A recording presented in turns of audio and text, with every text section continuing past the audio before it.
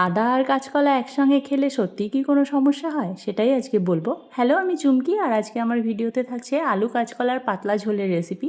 প্রথমে কড়াইতে সর্ষের তেল দিয়ে তাতে জিরে আর শুকনো লঙ্কা ফোড়ন দিয়ে কেটে রাখা আলু একটু ভেজে নেব। তারপর আগে থেকে কেটে হলুদ লবণ মাখিয়ে রাখা কাঁচকলাও দিয়ে দেবো, একসঙ্গে খুব ভালো করে ভেজে নেব। এরপর টেস্ট অনুযায়ী আরও একটু লবণ দিয়ে দেবো। তারপর মিশিয়ে নিয়ে মশলার মধ্যে দেবো জিরে আর ধনে একসঙ্গে পেস্ট করে রেখেছি, সেটা 2 চামচ দেবো, আর 1 চামচ কাঁচা লঙ্কা বাটা, এটা ঝালের জন্য। তো সব কিছু দিয়ে জল দিয়ে মশলা খুব ভালো করে কষিয়ে নেব। এরপরে জল দিয়ে আরও একটু লবণ হলুদ দিয়ে ঝোল ফুটিয়ে নামিয়ে নেব। এটাই কাঁচকলা আলুর পাতলা ঝোলের রেসিপি, তেমন কিছুই না। তবে যেটা বলছিলাম, আদা কাঁচকলা একসঙ্গে খাওয়া সম্ভব কি না, অবশ্যই খাওয়া সম্ভব। অল্প পরিমাণ আদা দিয়ে খেলে তেমন কোনোই সমস্যা হয় না।